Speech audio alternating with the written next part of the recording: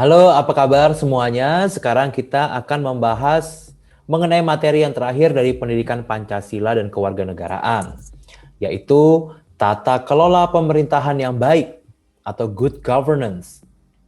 Tata kelola pemerintahan yang baik ini dilaksanakan dengan konsep dunia internasional serta Pancasila dan Undang-Undang Dasar 1945.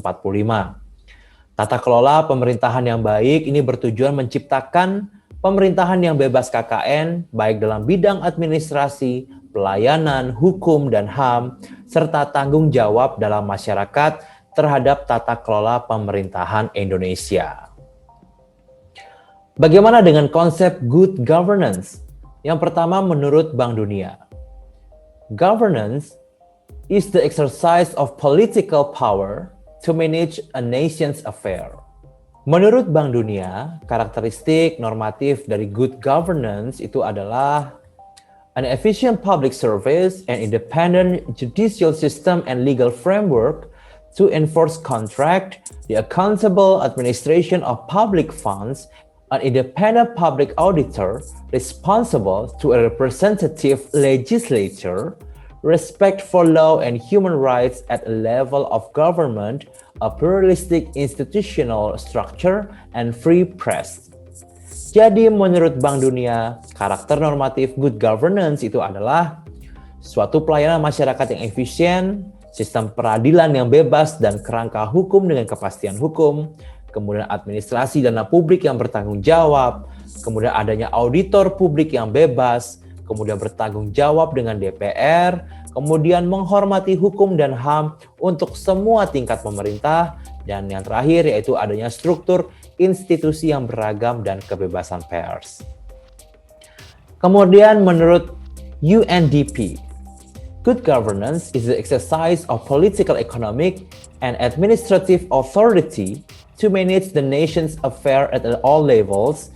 Artinya, good governance adalah melaksanakan kekuasaan administrasi, ekonomi, dan politik untuk mengatur urusan bangsa pada semua tingkatan. UNDP ini menyamakan good governance sebagai hubungan sinergis dan konstruktif dan antara pemerintah, sektor swasta, dan masyarakat.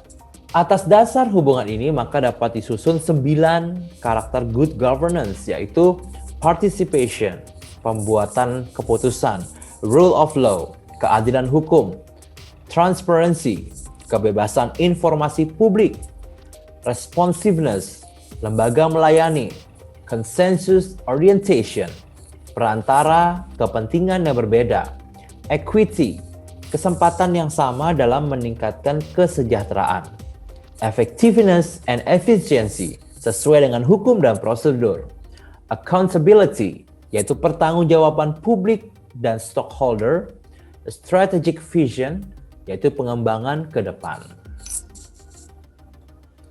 Kemudian menurut Bappenas, konsep tata kelola pemerintahan yang baik itu meliputi government, good governance, dan good public governance.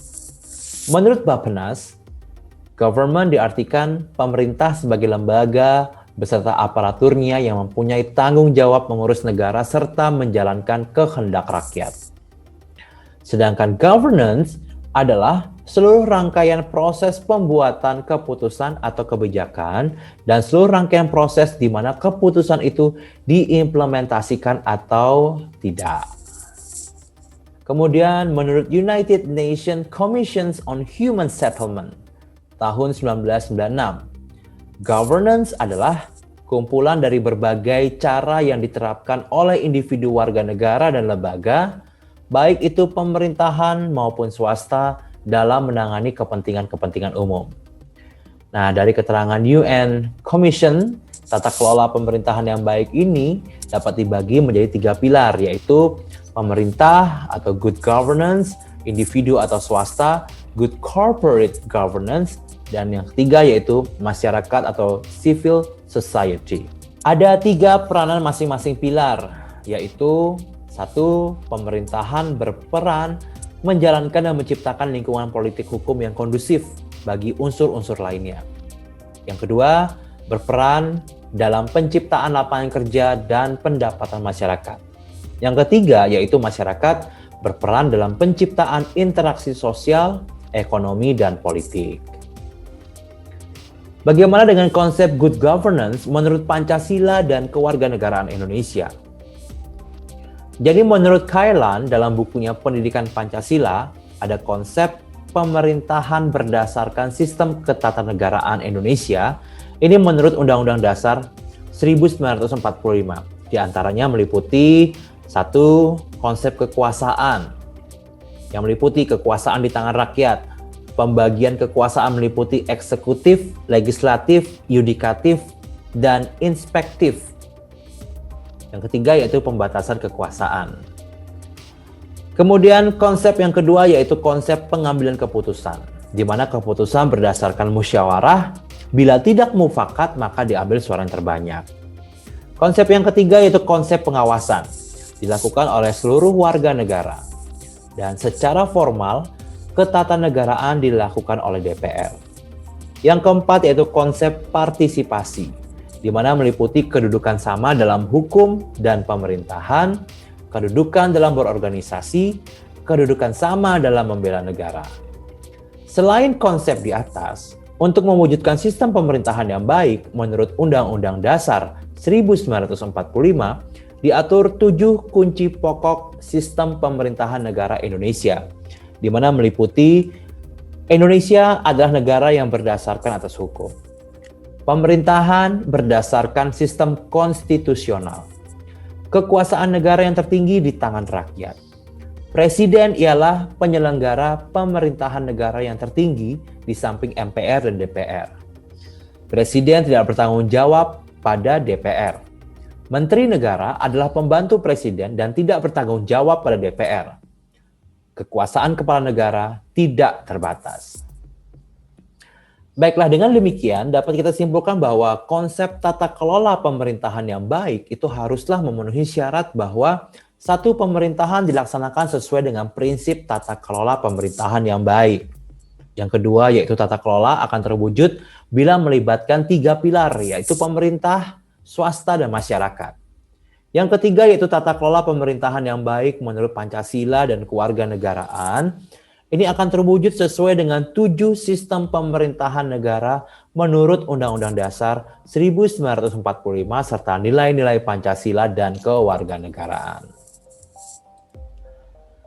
Baiklah, dari semua materi yang kita pelajari dari pertama sampai dengan bab yang terakhir ini, akhirnya kita mendapatkan intisari dari pendidikan Pancasila dan kewarganegaraan, yaitu pendidikan Pancasila dan kewarganegaraan bertujuan menciptakan kepribadian yang Pancasilais dan demokratis. Kemudian, agar mahasiswa dan masyarakat memahami tonggak-tonggak sejarah lahirnya Pancasila.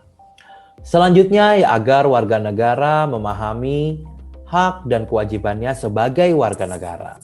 Kemudian, agar warga negara memiliki harkat dan martabat. Selanjutnya adalah agar mahasiswa dapat memahami dan memiliki sifat dan sikap nasionalisme. Kemudian, agar warga negara mematuhi hukum dan peraturan yang berlaku di Indonesia. Kemudian lagi, agar warga negara hidup dalam suasana demokrasi serta memiliki kebebasan dalam membangun Indonesia.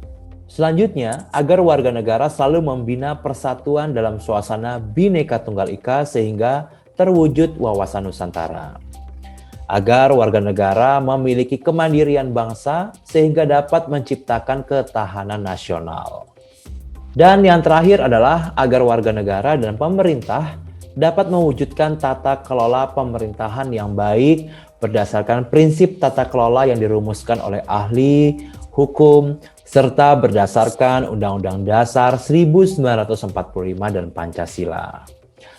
Baiklah, demikian dulu kuliah kita mengenai pendidikan Pancasila dan kewarganegaraan. Terima kasih atas perhatiannya yang sudah mengikuti dari bab pertama sampai dengan bab 12 ini. Semoga apa yang saya sampaikan pada perkuliahan pendidikan Pancasila dan kewarganegaraan ini, Anda semua dapat memahami apa arti sesungguhnya dari Pancasila dan kewarganegaraan tersebut. Baiklah, jangan lupa sekali lagi untuk like, subscribe, komen, dan juga share dan saya mengucapkan terima kasih banyak atas dukungannya. Sampai jumpa.